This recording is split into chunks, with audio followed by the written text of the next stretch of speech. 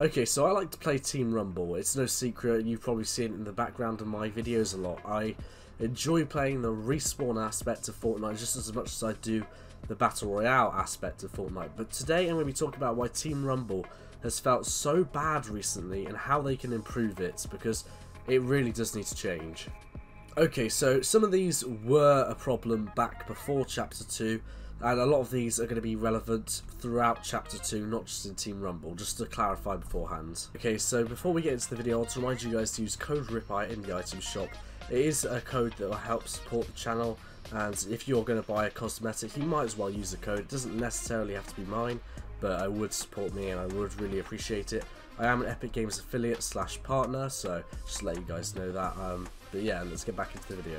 Okay, so the first thing is actually going to be the score on Team Rumble. So Team Rumble actually goes insanely quickly, and it's mainly because once the storm's closed in, it's so chaotic that the score just goes up ridiculously quick. So you're never really going to get those super high kill gameplays, or you're never going to have enough time that you want. So I think they should up the score from 100 to 150 like they did in the past.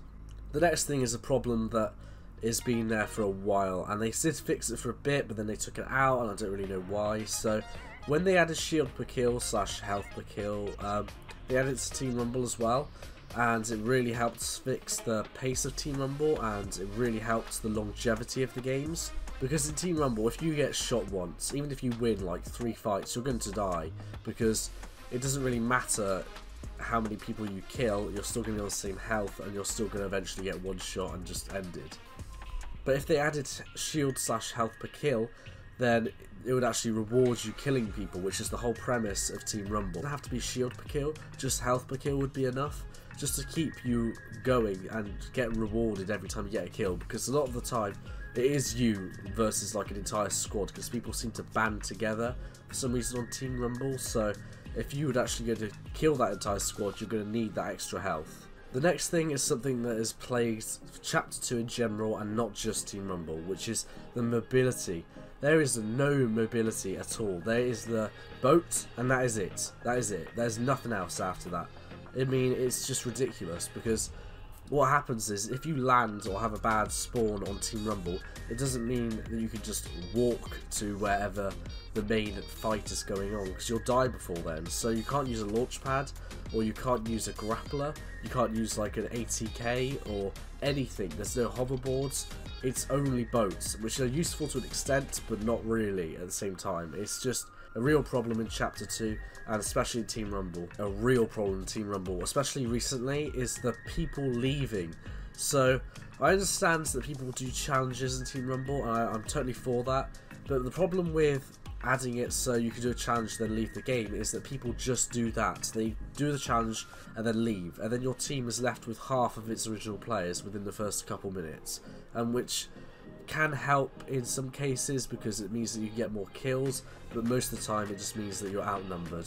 The way to fix people leaving is by simply making it so that when you complete the challenge, you have to stay till the end of the match to actually get the reward from that challenge, instead of just being able to leave and still get the reward like it used to be.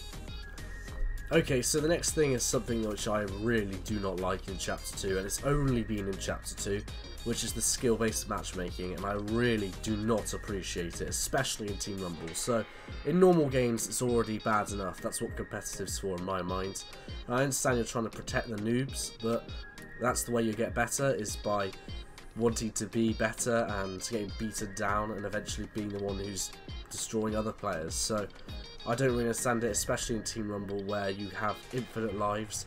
There's nothing really to protect there. I don't see why you should be going against other skilled players when you should be like a mixed lobby.